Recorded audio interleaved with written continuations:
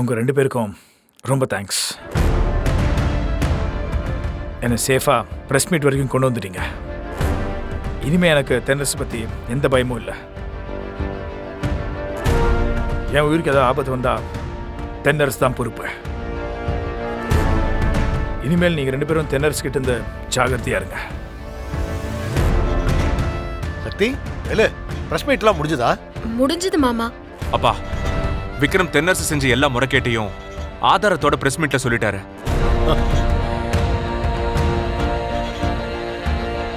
விக்ரம், உனக்கு ரொம்ப நன்றிப்பா. ஐயோ சார், பரவாயில்ல சார். நான் செஞ்ச தப்புக்கு பிராயச்சித்தம் தேடிக்கிட்டேன், அவ்வளோதான் சார். மாமா, தேனக்கா எங்க?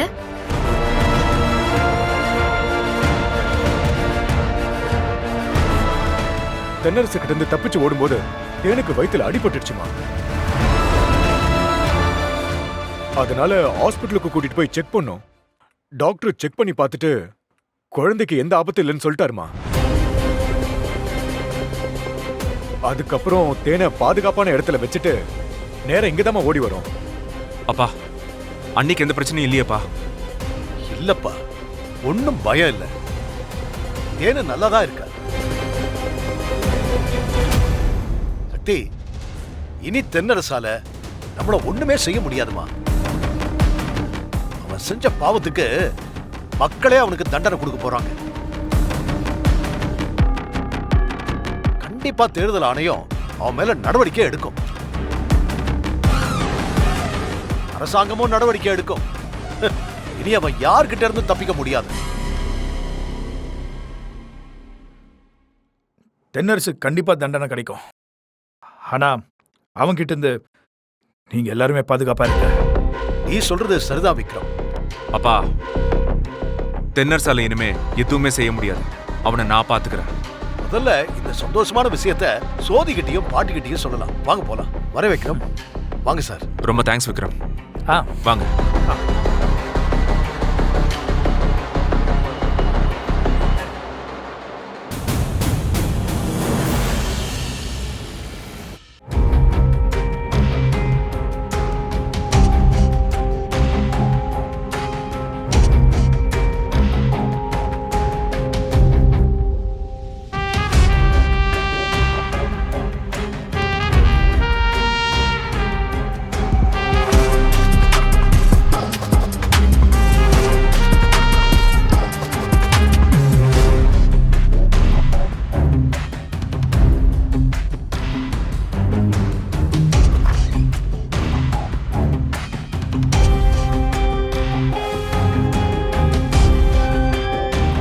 வாங்க மிஸ்டர் தென்னரசு, உட்காருங்க.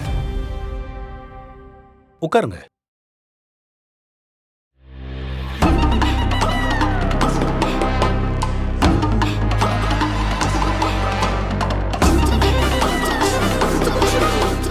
மிஸ்டர் விக்ரம நாங்க எங்க கஸ்டடியில் எடுத்து அவர் இன்வெஸ்டிகேஷன் பண்ணோம். அவர் நீங்க தேர்தலில் முறைகேடு பண்ணி தான் ஜெயிச்சிங்கன்னு வாக்கு மூலமும் அதுக்கான ஆதாரங்களையும் எங்ககிட்ட கொடுத்துருக்காரு. அதன் அடிப்படையில் நீங்க முறைகேடு செஞ்சுதான் தேர்தலில் ஜெயிச்சிருக்கீங்கன்னு எங்களுக்கு தெரிய வந்திருக்கு. சார், இதுல உங்க தரப்பு விளக்கத்தை சொல்லுங்க.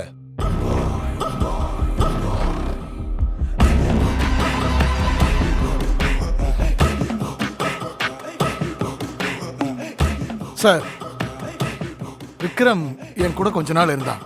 அதுக்காக அவன் சொல்றதெல்லாம் உண்மையாயிடுமா சார்? விக்ரம் சொன்னதெல்லாம் பொய்யான தகவல் சார். பொய்யான தகவல்னு சொல்றீங்க? 500 பேர் எப்படி சார் உங்களுக்கு கள்ள ஓட்டு போட்டாங்க?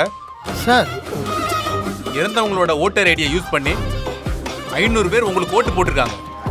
அது மட்டும் இல்லாம தேர்தல் சமயத்துல எல்லா வாக்காளர்களுக்கும் அவங்க வீட்டுக்கே போய் பணம் கொடுத்து உங்களுக்கு ஓட்டு போட வச்சிருக்கீங்க. சார் இல்ல சார். அதுக்கான அத்தனை ஆதாரங்களையும் விக்ரம் எங்ககிட்ட ஒப்படைச்சிருக்காரு. என்ன, அதெல்லாம் இல்லைன்னு சொல்ல போறீங்களா? சார், விக்ரம் சொல்றது எதுவுமே உண்மை இல்லை சார். சத்தியமா நான் தேர்தலை நேர்மையை தான் சார் ஜெயிச்சேன்.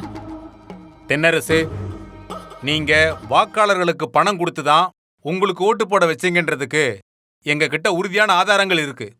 அதுக்கான சாட்சியமும் இருக்கு.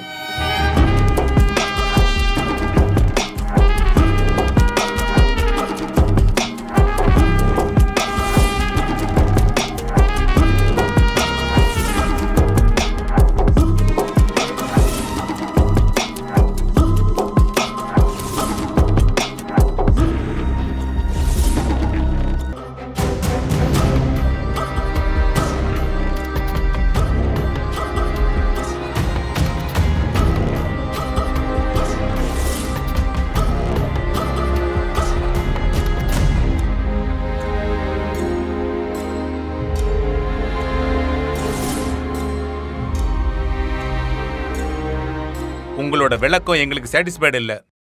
சார் நீங்க நேர்மையான முறையில தேர்தலில் ஜெயிக்கலங்கிறதுக்கு எங்களுக்கு விசாரணை மூலமா நிரூபணமாயிருக்கு. அதனால நீங்க உங்க எம்எல்ஏ பதவியை உடனடியாக ராஜினாமா செய்யணும்.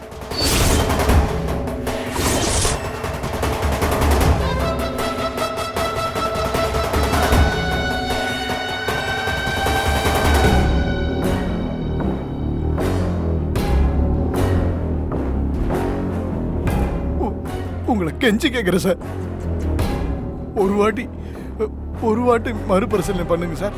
நோ மிஸ்டர் தென்னரசு, எங்களோட ரிப்போர்ட்ஸை இந்திய தலைமை தேர்தல் ஆணையத்துக்கு அனுப்பியாச்சு. அவங்க உங்களை உடனடியாக ராஜினாமா பண்ண சொல்லி உத்தரவு போட்டிருக்காங்க.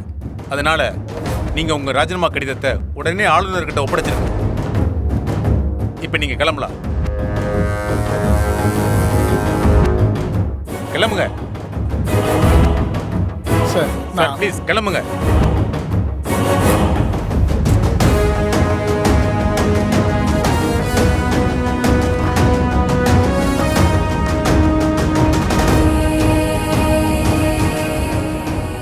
ஐயோ, எவ்வளவு கஷ்டப்பட்டு இந்த எம்எல்ஏ பதவிக்கு வந்தேன், அதை ராஜினாமா பண்ண சொல்லிட்டாங்களே.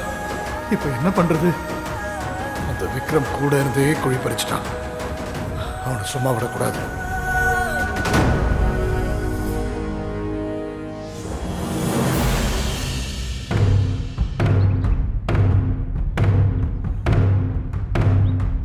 சக்தியும் வேலும் சொன்ன மாதிரியே நம்மளை எம்எல்ஏ பதவியிலிருந்து தூக்கிட்டாங்க. இனி அவளை சும்மா விடக்கூடாது.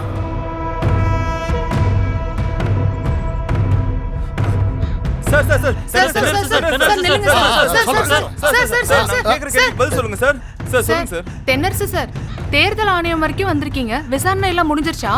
முடிஞ்சது. நான் சார் தேர்தல் அதிகாரிங்க உங்க எம்எல்ஏ பதவியை உடனே ராஜினாமா பண்ண சொன்னாங்களாமா சார்? அது நான் சார், உங்க கூடவே இருந்த விக்ரம் நீங்க தேர்தலில் முறைகேடு பண்ணி தான் ஜெயிச்சிங்கன்னு ஆதாரத்தோட பிரஸ் மீட் கொடுத்துருக்காரு சார். அதை பத்தி உங்க கருத்து என்ன? இந்த பாருங்க, அவன் சொன்னது எல்லாமே பொய். என் மேல உள்ள கோவத்துல இந்த மாதிரி பொய் குற்றச்சாட்டு வச்சிருக்கான். எதுவா இருந்தாலும் நான் ஃபேஸ் பண்ண தயாரா இருக்கேன். நான் எந்த தப்பு பண்ணலன்னு கோர்ட்ல நிரூபிப்பேன். தேர்தல் தலைமை அதிகாரி, நீங்க சட்டமன்ற தேர்தல்ல நீங்க ஜெயிச்சது செல்லாதுன்னு அறிவிச்சிருக்காங்களே, அதை பத்தி உங்களோட கருத்து என்ன சார்? இப்போதைக்கு விக்ரம் சொன்னதை வச்சு என் மேல அவங்க நடவடிக்கை எடுத்திருக்காங்க. ஆனா உண்மைன்னு ஒண்ணு இருக்கு. சட்டம் மூலமா நான் எந்த தப்பு பண்ணலன்னு கோர்ட்ல நிரூபிச்சு நான் மறுபடியும் எம்எல்ஏ பதவிக்கு வருவேன். நன்றி. நீங்க ஆள் மாறாட்டம் பண்ணி கள்ள ஓட்டு போட்டு தான் ஜெயிச்சிருக்கீங்கிறத விக்ரம் ஆதாரத்தோட நிரூபிச்சிருக்காரு. இதுக்கப்புறமும் நீங்க இந்த வழக்குல ஜெயிப்பீங்கிற நம்பிக்கை இருக்கா? இது எல்லாமே எனக்கு எதிரா விக்ரம் செட் பண்ண பொய் தான். கூடிய சீக்கிரத்துல இது பொய்ன்னு நான் நிரூபிப்பேன். ஓகேவா? நீங்க உங்க எம்எல்ஏ பதவி எப்ப சார் ராஜினாமா பண்ண போறீங்க?